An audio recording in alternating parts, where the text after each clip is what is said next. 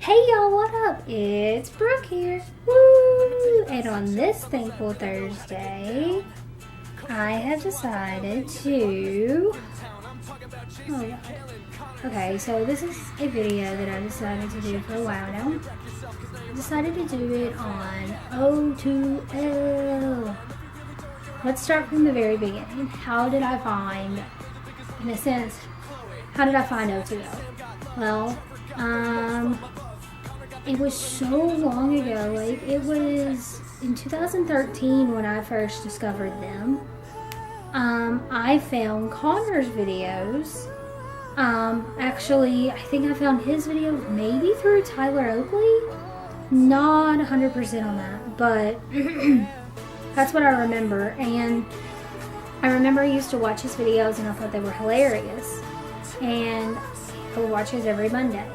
Then I discovered his friend Ricky, who was in one of his videos one time, and I was like, who's this guy? He's kind of funny and he's kind of cute.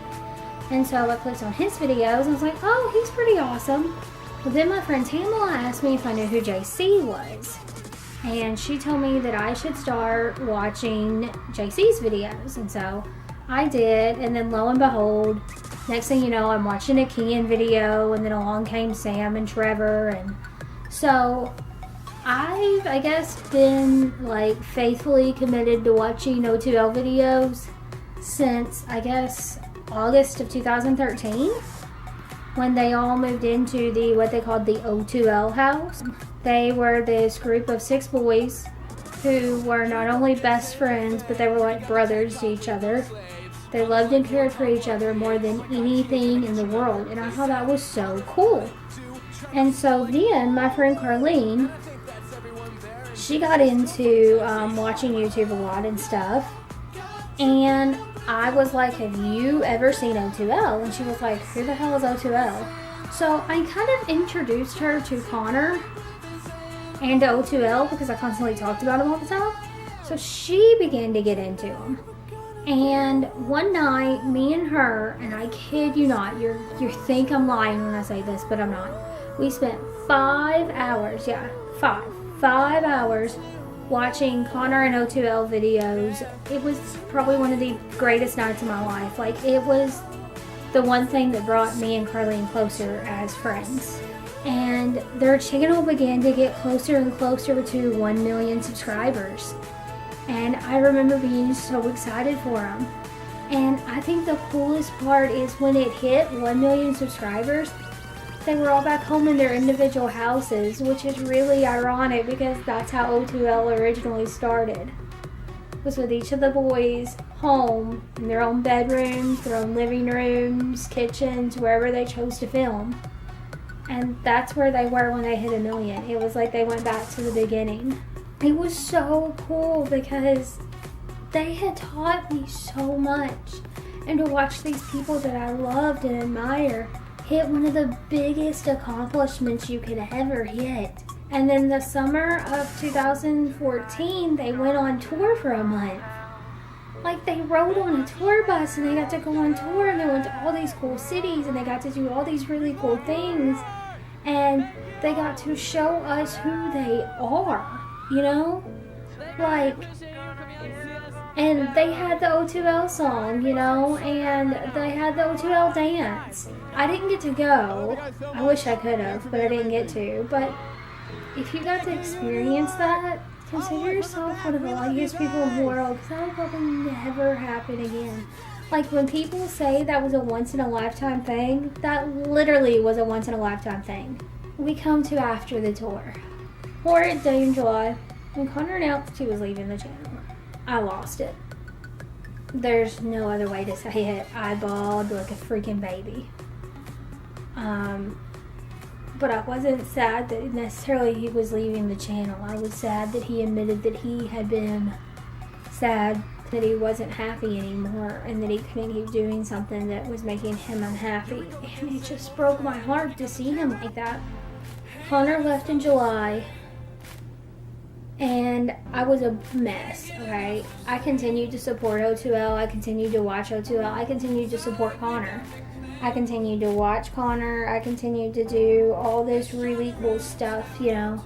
I mean, I'm a huge fan of all these boys. And I was so excited that they hit what they did and they accomplished all this stuff and they continued to go on even without Connor, which was a huge thing to do. Then it comes to December 2014 and O2L announces that their channel is ending. And for the channel to be done and be ending, it literally ripped my heart in half. Since then, since the channel has ended, the amount of things that these boys have gone to do is insane. Connor's wrote a book. A freaking book! Connor wrote a book and he's going on tour. Like, who writes a book and goes on tour? Like, seriously? Connor did. Oh, Connor did it. Connor wrote a book. He's going on tour. How awesome. Go to Tuesdays. Ricky. Oh my god, what's Ricky doing? Oh, he's recording an album and he just made a video in Iceland for his Stars music. For a Stars song. Yeah, he went to Iceland because, you know, people can do that nowadays if you, like, how cool is that? He's like making music videos, which is a passion of his and something he loves to do. And then a freaking Sam's off on like this tour with his friends. Like, that's amazing. He's off on tour and doing all these really cool things.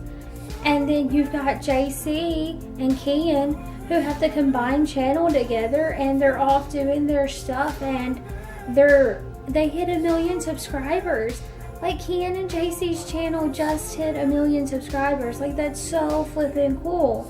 And then you've got Trevor, who is nominated for the iHeart Music Radio Festival that he could possibly be performing at. These boys have gone on to do so much that's so much bigger and more powerful than their channel ever could have been.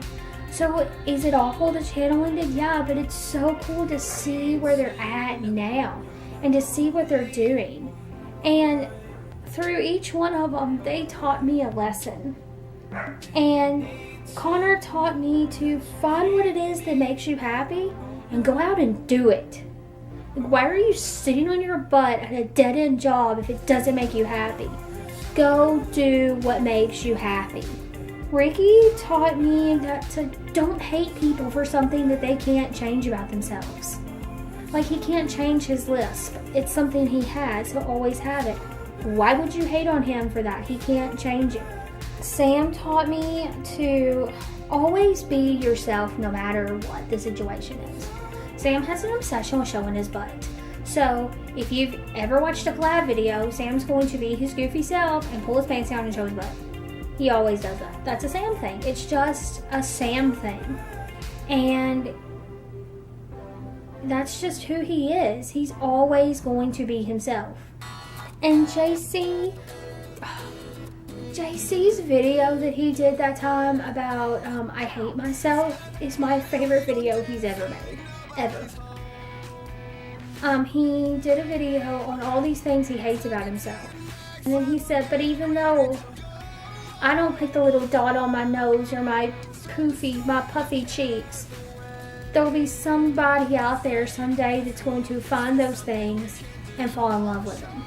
It's going to make me in turn be able to come to accept them. You know, like, accept the things that are, this is who you are. Accept it. Even though you hate it, somebody somewhere loves it. And Trevor told me that age doesn't matter. He was the youngest one on the whole entire thing, but it didn't matter. His age didn't define him. Like, he embraced that he was the youngest. That's so cool to me. And it was like he had this group of older brothers to console him and be there for him. And his age doesn't matter. And Ken taught me to always have fun. No matter what you're doing, have fun and always shine your brightest. Because some of us are a glow stick and we have to break in order to shine. So if you're ever having a bad day or you don't know what to do, I promise you, even though the channel has ended and they don't make new videos on it, you can still go back and watch them. Feel the love that those boys felt for each other. Go watch. It was on Ken's channel, and it was, not on Ken's, but it was one of Ken's videos he did on the O2L channel. And they're all together in a hotel room in Hawaii. it's probably my favorite collab video they've ever done. And they've taught me that family isn't always blood. So, I'm going to grab out my handy dandy quote book thing, and I'm going to pull out a quote. Okay, this is a good one.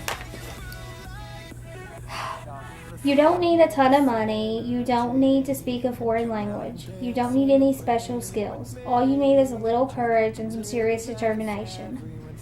There will always be a million reasons not to go. You can always find an excuse. Ignore them. Your friends won't change while you are gone. Your career will still be waiting when you get back. By Stephanie Yoder, A Year Without Makeup. They did it. They all packed up and left and moved in together. And they had their time, and they shined while they were able to. And they shined as a group, and now they're shining as individuals. So on that note, ladies and gentlemen, going to go to